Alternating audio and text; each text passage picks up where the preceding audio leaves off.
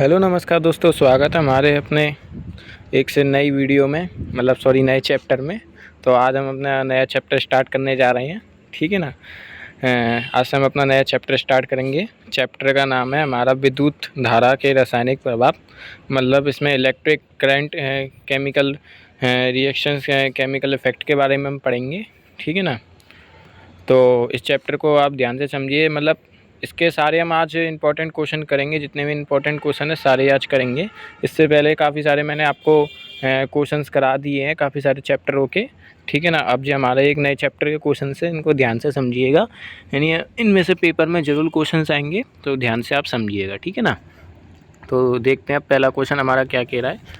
पहला क्वेश्चन हमारा कह रहा है, विद्युत अपघटन प्रक्रिया के लिए आवश्यक है एसी डीसी स्रोत, एसी अथवा डीसी स्रोत, एसी तथा डीसी दोनों स्रोत।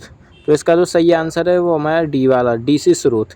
विद्युत अपघटन प्रक्रिया के लिए हमारा कौन सा स्रोत होता है, वो होता है हमारा डीसी स्रोत। जो हमारा केमिकल वो होते हैं, जैसे कि आपकी जो बैटरी होती है वो किस वोल्टेज पे होती है आपने देखा होगा, तो वो हमारी डीसी सोर्स पे होती है, डीसी आउटपुट देती है जो हमारी बैटरी। आप इस प्रकार से भी अंदाज़ा लगा के समझ सकते हैं, ठीक है। तो आगे देखते हैं। दूसरा क्वेश्चन हमारा कह रहा है, दूसरा क्वेश्चन है हमारा फैराडे मात्रक है। फैराडे का मात्रक है धारा, है ना, आवेश का, धारिता का, बल का। तो इसका जो सही आंसर है फैराडे का मात्रक वो है धारिता का। सी वाला ऑप्शन हमारा एकदम सही है, ठीक है ना। आगे देखते हैं।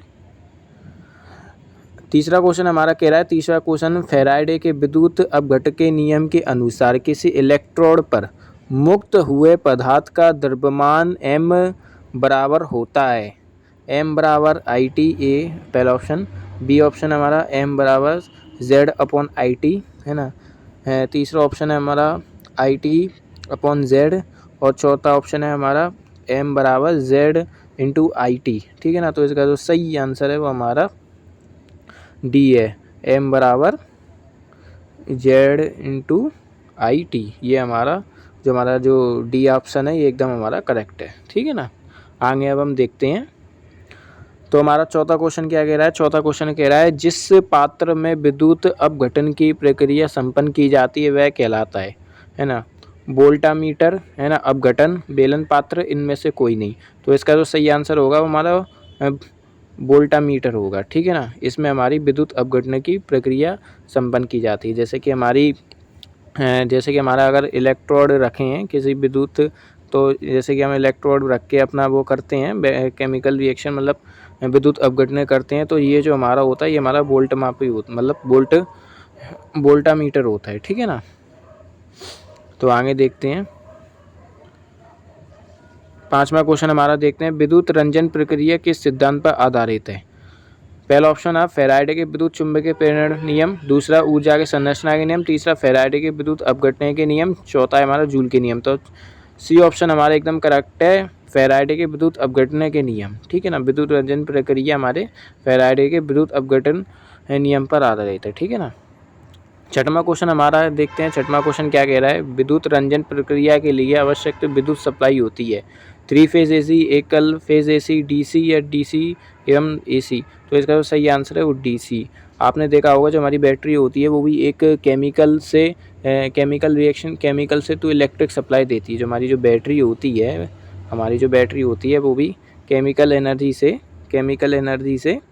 इलेक्ट्रिकल एनर्जी देती है। तो इलेक्ट्रिकल एनर्जी वो कौन सी देती है, तो वो डीसी देती है। कौन सी देती है, डीसी देती है, ठीक है ना। तो इसीलिए जो विद्युत रंजन है हमारा, जो हमारा इलेक्ट्रिसिटी है, तो वो किस में होगा, हमारा डीसी में होगा, ठीक है। आप इस बात से भी अंदाज़ा लगा सकते हैं।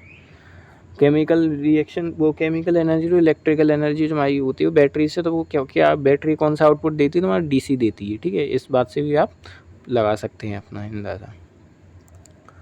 तो अब सातवां क्वेश्चन हमारा देखते हैं, रासायनिक तुल्यांक जो केमिकल इक्विवलेंट बराबर होता है परमाणु भार अपॉन संयोजकता, और दूसरा ऑप्शन है संयोजकता अपॉन परमाणु भार, तीसरा है संयोजकता इंटू परमाणु भार, चौथा है इनमें से कोई नहीं। तो हमारा जो ए वाला ऑप्शन है परमाणु भार अपॉन संयोजकता, ए वाला एकदम हमारा करेक्ट ऑप्शन है, ठीक है ना। अब आगे देखते हैं आठवां क्वेश्चन।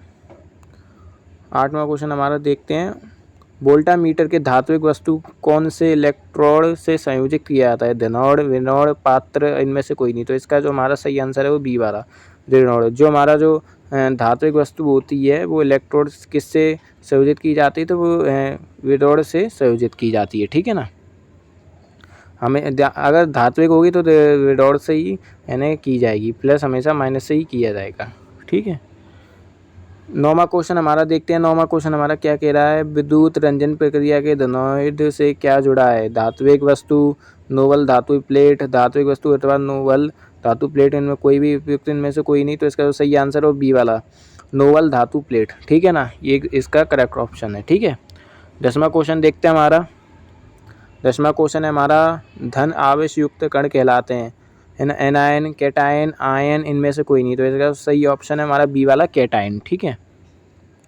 11वां क्वेश्चन देखते हैं हमारा। 11वां क्वेश्चन क्या कह रहा है? विद्युत रंजन प्रक्रिया में सर्वप्रथम की जाने वाली क्रिया है ना बफिंग, है ना पॉलिशिंग, विद्युत रंजन या सफाई। तो विद्युत रंजन में प्रक्रिया जो हमारी की जाती है वो होती है हमारी सफाई। डी ऑप्शन हमारा एकदम करेक्ट है, ठीक है।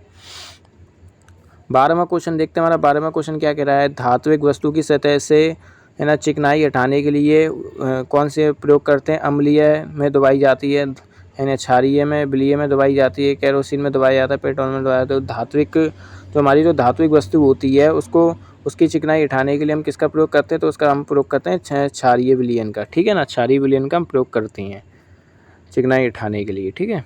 अब देखते हैं हमारा 13वां क्वेश्चन।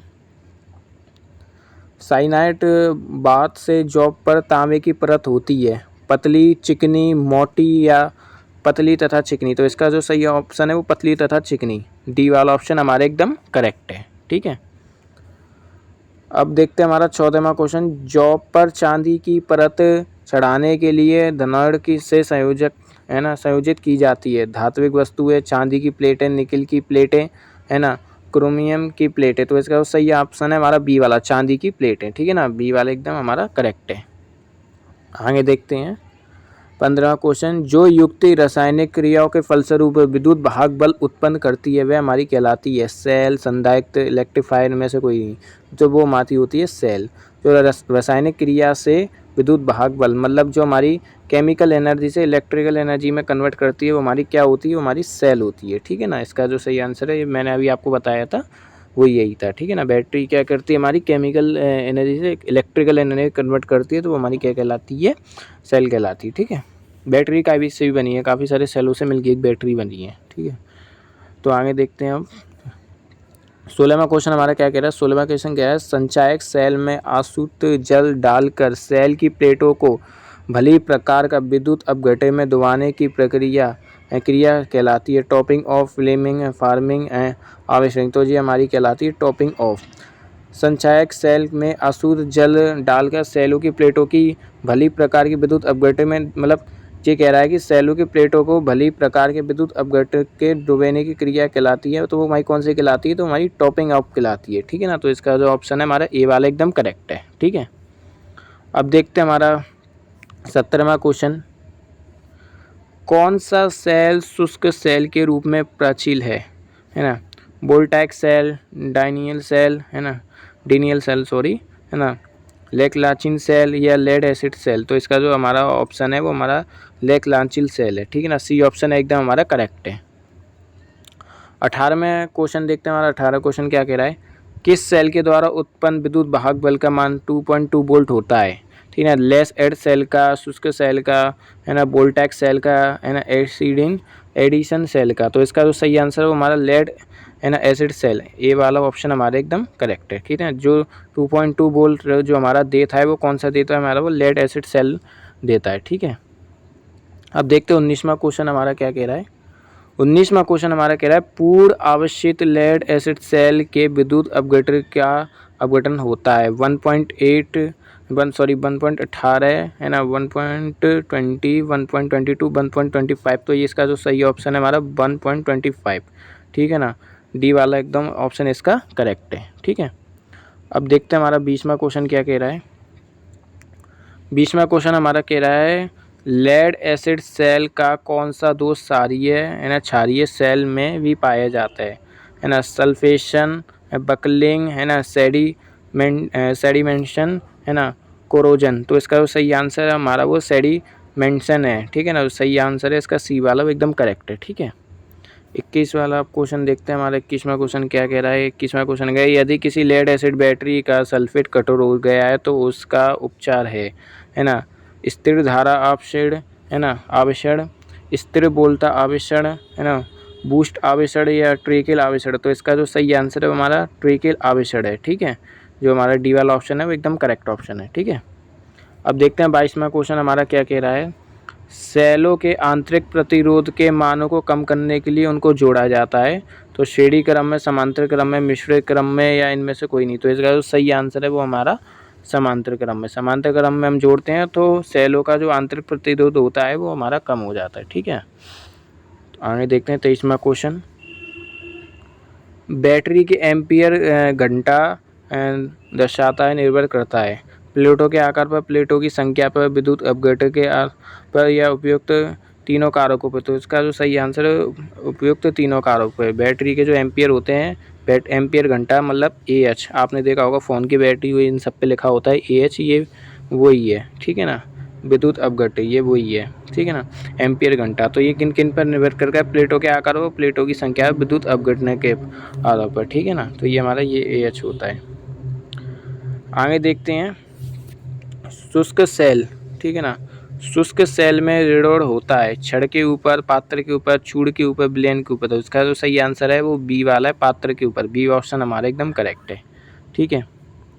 25वां क्वेश्चन हमारा देखते हैं। लेड एसिड बैटरी को साप्ताहिक में कम से कम एक बार विसर्जित आवेशित करने में उसमें होता है कोरोजन दोष पैदा नहीं होता है, सेडिमेंटेशन दोष पैदा नहीं होता है ना, सेल्फ एक्शन दोष पैदा नहीं होता है, बकलिंग दोष पैदा नहीं होता है। तो इसका जो सही आंसर है वो हमारा सी वाला है ना, सेल्फ एक्शन, है ना, दोष पैदा नहीं होता है। एकदम जो ऑप्शन है हमारा सी वाला एकदम करेक्ट है, ठीक है।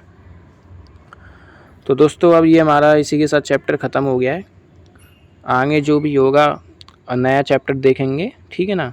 नया चैप्टर आगे लेके आएंगे और जल्दी जल्दी अब हम सिलेबस को ख़त्म करेंगे ताकि आपके प्रीवियस ईयर पेपर भी चालू कराए सकें, ठीक है ना। तो सारे जितने भी ये सारे इंपॉर्टेंट क्वेश्चन कराए मैंने, इनको आप ज़रूर पढ़ लीजिए, इनको जरूर कॉपी में भी नोट कर लीजिएगा, ठीक है ना, जिससे कि आपको याद हो जाए। और PDF के चक्कर में देखो मत रहिए, ठीक है ना। मुझे टेलीग्राम ग्रुप बनाने का भी टाइम मिल नहीं पा रहा, मैं थोड़ा बिजी रह रहा हूँ। और वैसे भी अगर आप इनको कॉपी में अपने हाथों से जो लिखोगे ना देख देख के, तो आपको याद हो जाएंगे जल्दी, ठीक है ना। आप समझ भी पाओ, आपके समझ में भी आएगी, आपको याद भी आएगी। PDF आपको आएगी, आप एक बार देखोगे, दूसरे आपका मन नहीं करेगा। तो इस वजह से मैं कह रहा हूँ कि PDF के चक्कर में ना रहे और आप अपना कॉपी में नोट करते जाएंगे तो आपको समझ में भी जल्दी आएगा और अच्छी आपकी पकड़ भी बनेगी, ठीक है ना। तो एग्ज़ाम में आपको दिक्कत नहीं होगी।